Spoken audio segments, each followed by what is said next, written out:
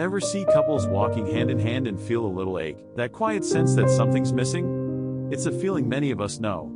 But what if that loneliness, that deep tug, is more than just wanting someone around? What if it's actually a call from within, inviting you on a different kind of journey before you even think about your next date? In 2024, about 20% of adults in the US said they felt lonely a lot of the day yesterday. This isn't just a passing mood. When loneliness sticks around, it can really mess with our minds and bodies. Lots of us jump into dating hoping a relationship will soothe that inner ache, that it'll make us feel complete. But what if that very hope, looking for someone else to fill an empty space inside, is what's wrecking our chances for a real, fulfilling connection? What if the real cure for that predating loneliness isn't about finding someone else, but about truly finding ourselves again? The loneliness we're talking about here isn't just about being alone. Plenty of people find peace and energy in solitude. No, we're diving into a specific kind of loneliness, the kind that whispers you're somehow not whole without a romantic partner. It's that feeling of lacking something, an inner emptiness we think a relationship will magically fix. This isn't just about wanting company, it's about feeling like there's a fundamental hole inside you, a void we then blame on our relationship status. Our culture often subtly tells us that romantic partnerships are major signs of success and happiness.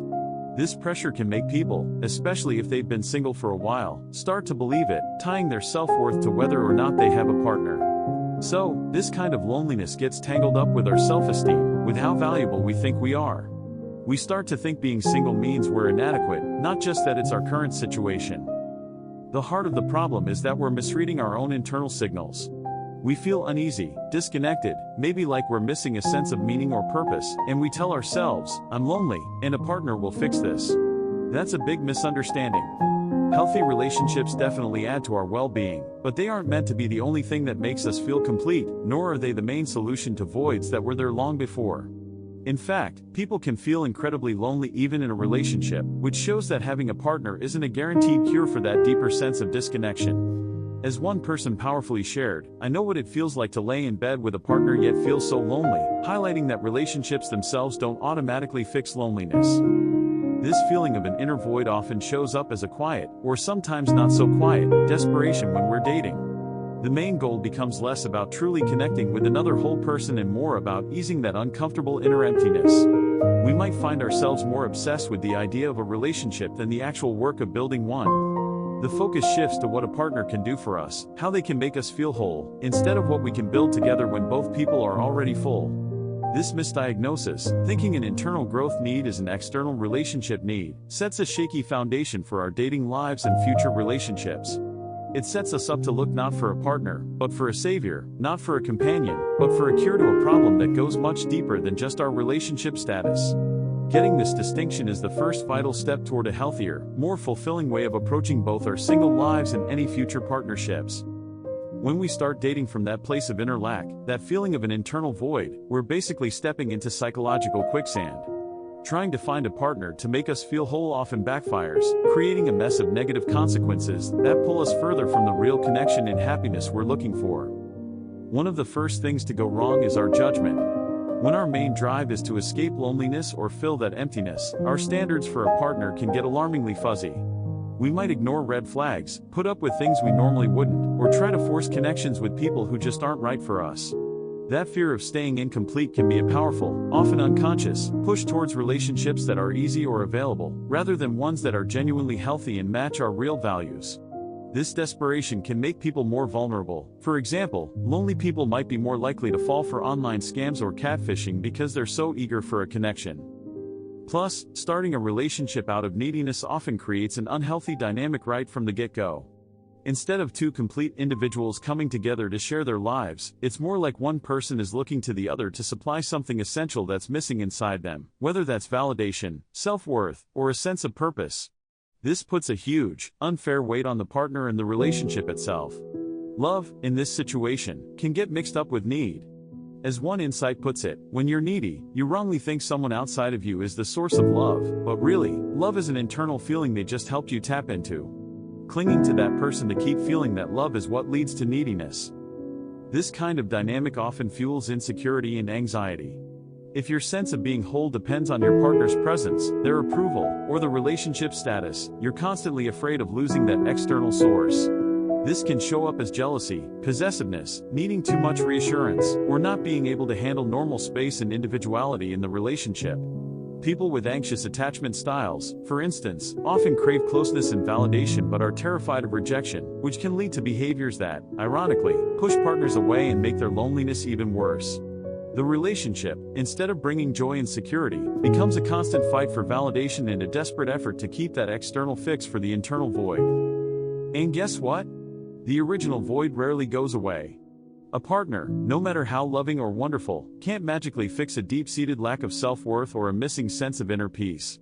Relationships often shine a spotlight on loneliness rather than curing it. That underlying feeling of incompleteness will probably pop up again, maybe even stronger, when the newness of the relationship fades, or during arguments or stressful times. This can lead to a cycle of disappointment, where we might blame our partner or the relationship for not making us happy, without realizing the unhappiness was coming from inside us all along. Chronic loneliness itself is tied to serious mental and physical health issues, like depression, anxiety, bad sleep, fuzzy thinking, and even a higher risk of heart disease and dementia. So, dealing with this internal state isn't just important for our relationships, but for our overall health. This habit of looking for outside solutions to inside problems can also make us lose ourselves in relationships. In trying so hard to hold on to the relationship we think is keeping loneliness away, we might overcompromise, ignore our own needs and desires, or change ourselves into who we think our partner wants. This self-abandonment, ironically, just makes that internal emptiness and disconnection even deeper, even if we're technically not alone. The trouble doesn't just stop at personal unhappiness, it can actually push away potentially good partners. Authenticity and self-confidence are attractive. Neediness, though, often signals a lack of inner stability, which can be draining and unappealing to people who are emotionally healthy and looking for an equal. You might have heard that some people, for example, seem to have a sixth sense for detecting neediness. This isn't about being too demanding, it's about that vibe of incompleteness that subtly asks someone else to be responsible for your emotional well-being. Ultimately, dating to fill a void is a strategy that's bound to fail. It's like trying to quench a deep thirst with salt water. The more you drink, the thirstier you get. The psychological damage is considerable: a pattern of failed relationships, chipped away self-esteem, a deeper dive into the very loneliness you wanted to escape, and a missed chance for the amazing personal growth that comes from learning to build completeness from within. This loneliness cycle can lead to depression and anxiety, which then make the loneliness worse, creating a downward spiral. Breaking this cycle means making a big shift in how you see things, turning inward to deal with the void, instead of constantly searching for an external plug. The real fix for loneliness that comes from an inner void isn't found in someone else, but within the rich, often unexplored territory of your own inner world. It's about a major psychological shift, from trying to get wholeness to actively cultivating it. Then, if you choose, you can share that completeness with a partner. This journey means tapping into certain psychological secrets, principles and practices that help you become your own source of validation, peace, and fulfillment. One of the biggest changes you can make is moving from relying on others for validation to practicing radical self-validation. When we feel that internal void, we often look to others, especially romantic partners, to tell us we're worthy, attractive, smart, or that we even deserve to be happy. This creates a shaky sense of self, totally dependent on outside opinions. Neediness is essentially about looking for external approval just to feel okay or worthy. Radical self-validation, on the other hand, means acknowledging and accepting your own thoughts, feelings, and experiences as valid, without needing anyone else to agree or sign off on them. It means you become your own main source of approval. If you feel proud of something you did, let yourself feel that pride without waiting for applause. If you feel sad, accept that sadness as legitimate without needing someone to say it's okay to cry. This doesn't mean you become arrogant or ignore what others think, it just means your core self-worth isn't riding on their approval. Studies suggest that low self-esteem often goes hand in hand with loneliness, as people might feel rejected and lack the confidence to start and keep relationships. So, building self-esteem is a key piece of this. Along with this, you need to develop an internal locus of control, especially when it comes to your happiness and emotional well-being. An external locus of control means you think outside forces are mainly responsible for how you feel. An internal locus of control means you realize that while you can't always control what happens to you, you can control your responses, your interpretations, and your choices. It's understanding that your happiness is an inside job. When you're connected with your sense of being and know your own inner wholeness, you aren't dependent on the outside world to give you that feeling of completeness. So, how do you build this? Start by noticing how often you look for outside approval. When you make a decision or share an opinion, do you immediately scan for nods of agreement? Try making small choices based purely on your own judgment and what you like. Pay attention to your self-talk. When you catch yourself thinking harsh, judgmental thoughts, question them. Would you talk to a friend that way? Swap out the harsh criticism for compassionate understanding. Celebrate your own wins, no matter how small. Actively recognize your efforts and progress. When you feel emotional discomfort, instead of immediately looking for a distraction or someone else's validation, sit with the feeling. Ask yourself what it's trying to tell you. This builds emotional strength and self-trust. It's really important to get that developing an internal locus of control and practicing self-validation doesn't mean you won't want or appreciate love and support from a partner. It means you won't need it to feel fundamentally okay or worthy. You'll approach relationships ready to offer your fullness, not looking for someone to fill your emptiness. In a world that often thinks being alone means being lonely, many of us shy away from solitude. Yet, purposeful solitude, which is different from unwanted isolation, is an amazing space for self-discovery and for cultivating that inner completeness. It's in these quiet moments, free from the noise and expectations of others, that we can truly hear ourselves. Using long stretches of singlehood for self-reflection can lead to huge personal growth, self-reliance, and emotional resilience. Purposeful solitude isn't about locking yourself away, it's about intentionally making space to connect with yourself on a deeper level. This is where you can explore your passions, your values, your fears, and your dreams without anyone else influencing you. It's a chance to understand who you are when no one else is trying to define you. Many people might doubt their ability to form meaningful emotional bonds after being single for a long time. Purposeful solitude helps rebuild that confidence from the inside out. Thinking about past relationships and your early attachments is also a key part of this self-discovery. Were your early bonds secure or insecure? Did they teach you trust or anxiety? Understanding these patterns can shed light on why you might feel a certain way about being alone or how you approach relationships. So, how do you get more of this? Schedule regular me time dedicated to things you genuinely enjoy or find relaxing, by yourself. This could be anything from reading, hiking, making art, meditating, or just being quiet with your thoughts. Journaling is an incredibly powerful tool for self-discovery. Write about your feelings, your experiences, your hopes, and your worries. Let your thoughts flow without judging them. Practice mindfulness. This means paying attention to the present moment, your thoughts, feelings, bodily sensations, and what's around you, without judgment. Mindfulness can help you become more comfortable in your own company and more aware of your inner world. Chase hobbies and interests that truly excite you, for your own enjoyment, not just to meet someone. Doing things you're passionate about builds self-esteem and a sense of personal fulfillment that doesn't depend on your relationship status. Lean into the discomfort that can sometimes come up when you're alone. Sometimes, solitude brings up challenging emotions or unresolved issues. Instead of immediately distracting yourself, see these as chances for deeper understanding and healing. Through purposeful solitude, you start to realize that your own company can be rich and enough. You build a strong inner life that becomes a source of strength and contentment. This doesn't mean you won't want connection, it means you'll approach connection wanting to share your already full life, rather than needing someone to make it full. You become a whole person before looking for your better half. While romantic relationships are a big deal, they aren't, and shouldn't be, your only source of meaningful social interaction and emotional support. A key psychological secret to overcoming that void-driven loneliness is to actively build a varied and strong network of healthy social connections beyond romance. Research consistently shows that strong, non-romantic relationships are vital for our well-being and can act as a great buffer against feelings of loneliness. This means nurturing friendships, family ties, and connections through shared interests, communities, or causes. These relationships offer different kinds of support, perspectives, and experiences that help you feel like you belong and are connected, without relying solely on a single romantic partner. When people prioritize friendships, career goals, hobbies, and self-care, they develop a strong sense of who they are, separate from any romantic relationships. The fear of rejection and being vulnerable can sometimes get in the way of making new connections, especially after being single for a long time. Social anxiety can also flare up in situations with couples or dating scenarios. However, focusing on building platonic connections can often feel less pressured and can help rebuild social confidence. Reaching out to people from your past or family members you haven't seen in a while can be a good way to start. So, how do you make this happen?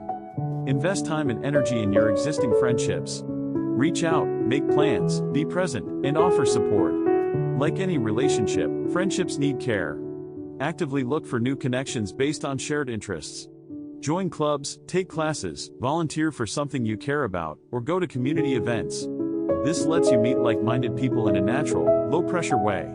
Practice good communication and active listening in all your relationships. This makes your connections deeper and better. Be willing to be vulnerable in appropriate ways with trusted friends or family. Sharing your authentic self builds intimacy and strengthens bonds. Understand the difference between quality and quantity of connections. A few deep, meaningful friendships can be much more fulfilling than tons of superficial acquaintances. It's good to remember that while online interactions can provide a way to connect, they might not always fix loneliness in the long run if they don't lead to or supplement in-person interactions. Online dating apps, for example, might offer a temporary break from loneliness through initial chats, but for that feeling to last, you often need to meet in person. By building this rich web of social support, you create multiple anchors of connection in your life. This not only cuts down on feelings of loneliness and isolation but also takes the pressure off any future romantic relationship to be your everything. You'll approach dating with a sense of abundance, knowing you already have a fulfilling social life, instead of coming from a place of scarcity, hoping a partner will provide one. A big part of the loneliness tied to an internal void is struggling with uncomfortable emotions and, often, having unrealistic ideas about what a relationship can actually do for you. Learning to manage negative emotions that come with being single and developing realistic views about romantic partnerships are really important psychological shifts.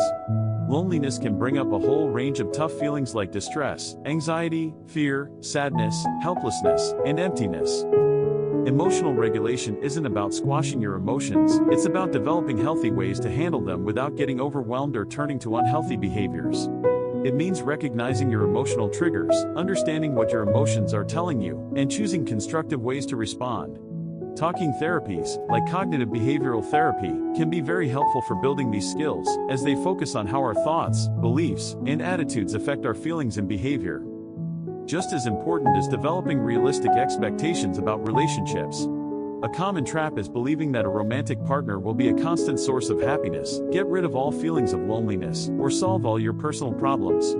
That's a fantasy. Relationships are, by nature, unpredictable and come with both joys and challenges. They are not a cure for unhappiness or loneliness. The same person who makes you happy today might make you sad tomorrow. Understanding this helps prevent disappointment when a relationship inevitably doesn't live up to fairy tale ideals. So, how do you work on this? Develop healthy ways to cope with difficult emotions. This could include exercise, spending time in nature, creative expression, mindfulness practices, or talking to a trusted friend or therapist. Challenge negative thought patterns. When feelings of loneliness pop up, look at the thoughts that come with them. Are they based on facts or assumptions? Are there other, more balanced ways to see things? Practice self-compassion. Treat yourself with the same kindness and understanding you'd offer a friend who's struggling. Acknowledge that it's okay to feel lonely sometimes, without letting it define you. Learn about what healthy relationships realistically look like. They involve effort, compromise, communication, and navigating imperfections in both partners. Figure out the difference between needs and wants in a relationship. While it's healthy to need respect, trust, and kindness, expecting a partner to fulfill all your emotional wants or to make you constantly happy is unrealistic. Focus on what you can control, your own actions, reactions, and personal growth, rather than trying to control your partner or the relationship's outcome. When you master emotional regulation and have realistic expectations, you approach dating with a sense of calm and self-possession. You're less likely to be driven by emotional desperation or to put unrealistic demands on a potential partner. You understand that while a relationship can add immense value and joy to your life, your fundamental emotional stability and happiness are your own responsibility. This frees you to choose a partner based on genuine compatibility and shared values, rather than on whether they seem like they can rescue you from your own emotional world. You become ready to share a life, not just to find a quick fix. Starting this journey of building inner completeness is one of the best gifts you can give yourself.